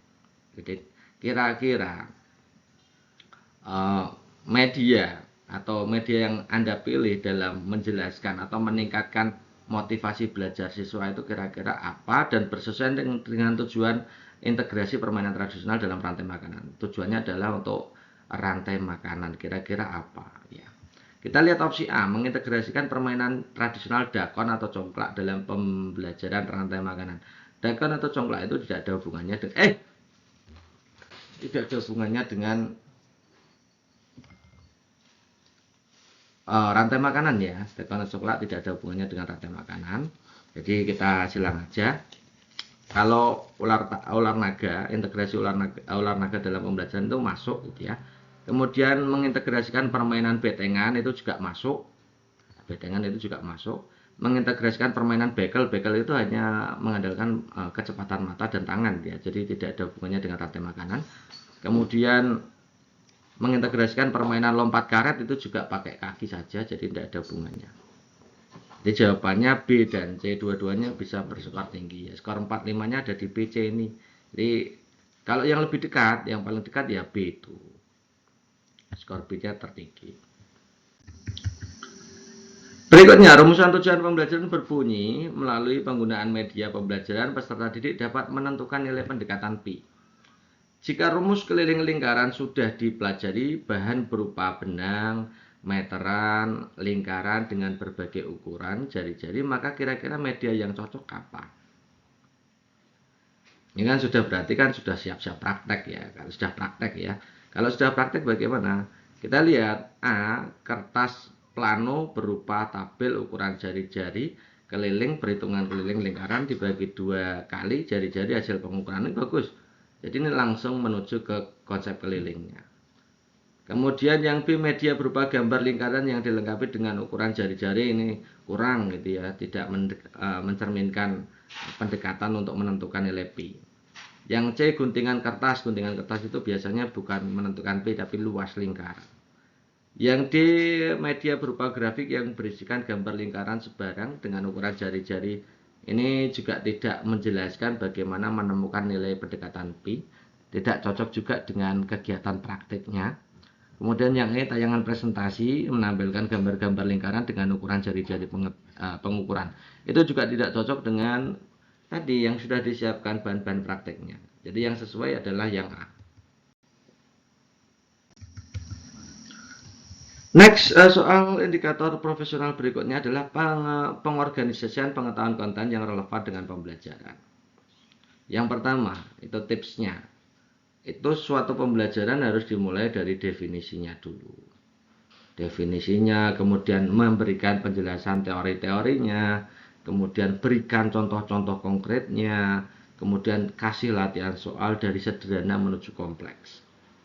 Nah, urutan materi yang paling mudah itu yang menuju dari sederhana menuju kompleks ya. Kita langsung menuju ke soalnya, kira-kira bagaimana dengan tips ini untuk mengerjakan soal. Nah, Anda adalah seorang guru matematika sedang mempersiapkan materi tentang persamaan dan pertaksamaan kuadrat. Tujuan utama dari pembelajaran ini adalah agar siswa mampu memahami konsep dasar persamaan kuadrat, cara penyelesaiannya, dan penerapannya dalam kehidupan sehari-hari. Tujuan utama pembelajaran ini adalah, teman-teman lihat itu ya, agar siswa mampu memahami konsep dasar persamaan kuadrat, cara penyelesaiannya, serta penerapannya. Anda menyadari bahwa agar siswa benar-benar memahami materi perlu ada pengorganisasian materi efektif. Nah, itu ada diksi pengorganisasian materi efektif, berarti ini masuk ke indikator yang tadi. Ya, kira-kira apa yang kita lakukan? Fokusnya apa tadi? Fokusnya tujuannya hanya ke persamaan kuadrat ya. Jadi persamaan kuadrat kita tunda ya, ditunda, tidak dimasukkan dalam soal ini. Yang A, menyampaikan definisi persamaan dan persamaan kuadrat secara langsung di awal pembelajaran, kemudian memberikan berbagai jenis soal latihan dengan tingkat kesulitan bertahap. Ini kurang tepat ya teman-teman. Harusnya persamaan dan persamaan itu tingkat kesulitannya lebih sulit karena lebih sulit persamaan teman-teman. Nah, kalau lebih sulit persamaan, kita fokusnya ke persamaan dulu. Ini dua-duanya definisinya sudah diberikan, jadi opsi A ini tidak tepat. Kemudian opsi B, menyusun materi mulai dari konsep dasar persamaan kuadrat. Oke, jadi konsep dasarnya atau pengenalannya dulu, kemudian diikuti contoh-contoh penerapan sehari-hari sederhana. Oke, kemudian diakhiri dengan latihan soal yang lebih kompleks untuk memperdalam pengetahuannya. Good, ini bagus sekali. Yang C, langsung memberikan contoh soal persamaan kuadrat yang menantang di awal pembelajaran untuk menarik perhatian. Ini tidak tepat, tidak sesuai dengan pengorganisasian. Ya. Yang D, memberikan materi secara bertahap dimulai dari pengenalan persamaan kuadrat. Oke. Hubungannya dengan persamaan linear. Oke. Kemudian melanjutkan dengan pertaksamaan kuadratnya. Ini harusnya jangan melanjutkan dulu tapi kasih contoh dulu. Selesaikan dulu persamaan kuadrat baru pertaksamaan kuadrat. Itu cara mengorganisasikan konten kan begitu. Jadi jangan digabungkan dua-duanya jadi satu kemudian kasih contoh bersama, itu jangan. Itu nanti mencampur adukan antara kompleks dan yang mudah gitu ya. Harusnya disusun dari yang sederhana dulu menuju ke kompleks. Yang E, mengajak peserta didik membaca mempelajari secara mandiri konsep dasar persamaan dan pertaksamaan sehingga di kelas dapat lebih fokus. Ini lebih parah lagi. Skor terendahnya mungkin di E ini. B dan D ini dua-duanya bagus, tapi D ini condong pengorganisasian kurang teratur ya. Jadi B ini jawaban terbaiknya. B jawaban terbaiknya ya. Oke, indikator berikutnya profesional, tahapan perkembangan dan karakteristik yang relevan dengan kebutuhan belajar. Tipsnya apa? Pertama, buatlah desain atau rencana pembelajaran atau dalam pelaksanaan pembelajaran itu dasarnya adalah tahap perkembangan peserta didik. Juga memperhatikan karakteristik peserta didik, menyesuaikan kebutuhan yang beragam. Ini ada kata-kata diksi kebutuhan ya. Yang kedua adalah laksanakan pembelajaran berdasarkan prinsip-prinsip pembelajaran diferensiasi. Ya, gitu. Itu triknya. Oke, sekarang kita lihat. Anda adalah seorang guru yang mengajar materi membaca dan menulis. Di dalam kelas terdapat siswa dengan beragam kemampuan membaca, dari yang sudah lancar hingga kesulitan mengenali huruf. Tujuan pembelajaran Anda adalah agar semua siswa di kelas bisa mencapai kemampuan membaca dasar yang memadai. Anda menyadari bahwa pendekatan yang tepat harus sesuai dengan tahapan perkembangan dan karakteristik siswa. Jadi berarti pakai indikator tadi ya. Ini jangan lupa, jadi tipsnya adalah gunakan pembelajaran diferensiasi menyesuaikan dengan kebutuhan peserta didik. Oke, kita lihat opsi A. Mengelompokkan siswa berdasarkan tingkat kemampuan membaca mereka, memberikan latihan yang berbeda. Oke, berarti itu melaksanakan prinsip diferensiasi untuk setiap kelompok agar sesuai dengan kebutuhan belajar masing-masing. Coach ini sangat mengedepankan prinsip diferensiasi belajar. Ini bagus sekali. Mungkin skor tingginya ada di A. Yang B, menggunakan metode pembelajaran bersama di mana siswa yang lebih lancar membaca membantu. Itu kalau tingkat perbedaannya terlalu jauh maka itu tidak bisa dilakukan. Harusnya ada perbedaan perlakuan. Yang C, memberikan latihan membaca yang sama kepada semua siswa. Itu berarti tidak ada perbedaan perlakuan. Yang D, mengajarkan materi dasar membaca dengan perlahan untuk seluruh kelas. Jadi tidak menggunakan prinsip diferensiasi karena kemampuan siswa berbeda-beda maka harus perlakuannya agak berbeda.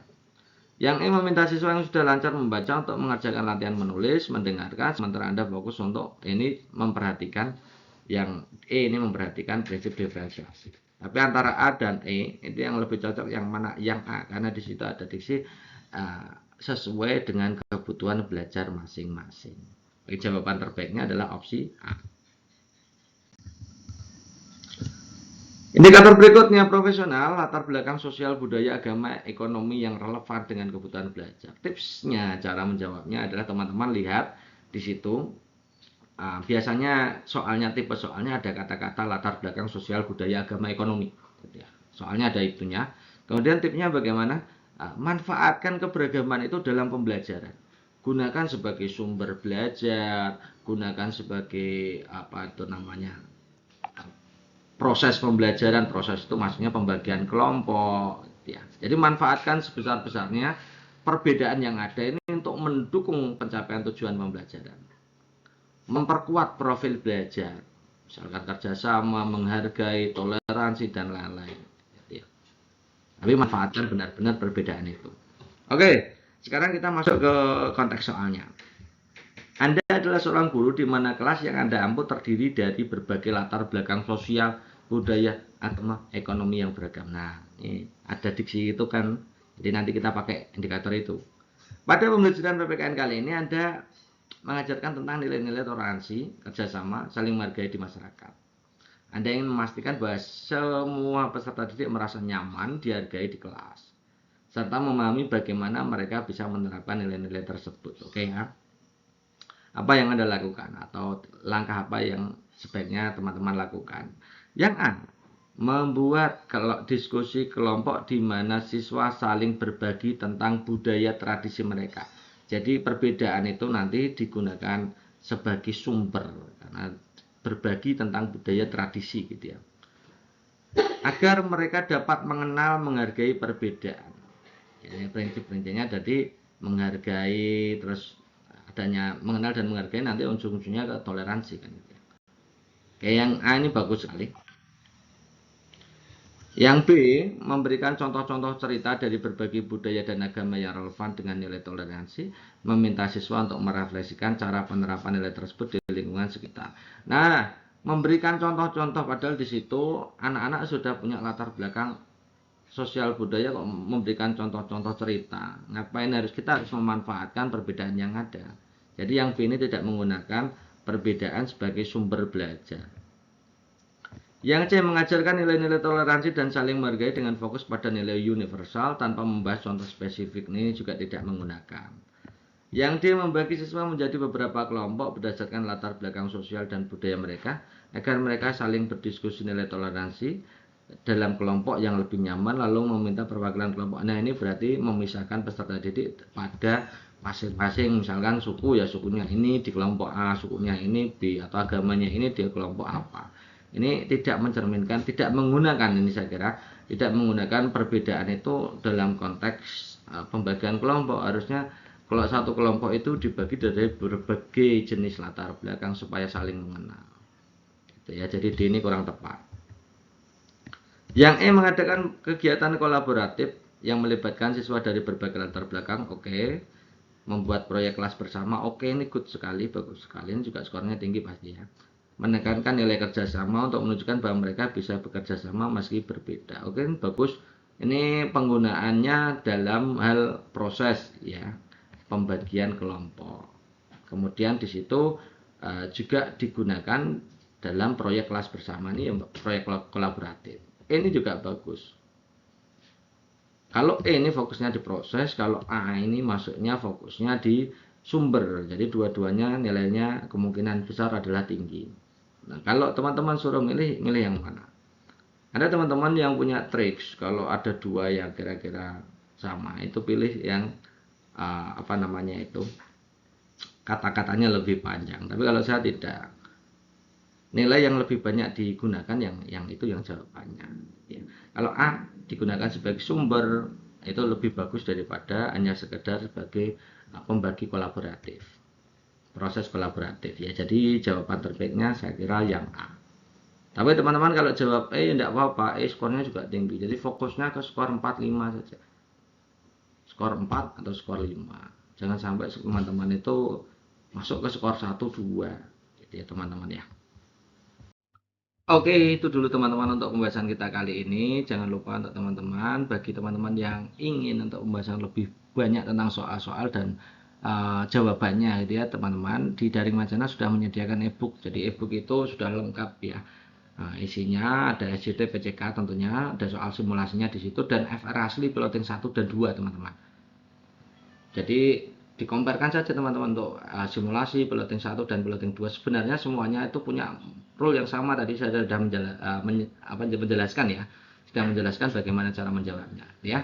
Harganya Rp50.000. Bagi teman-teman yang berminat silahkan chat WA di 085712166998. Di chat WA saja ya teman-teman ya. Nah, insya Allah amanah kok gitu ya. Oke, terima kasih atas perhatiannya. Wassalamualaikum warahmatullahi wabarakatuh.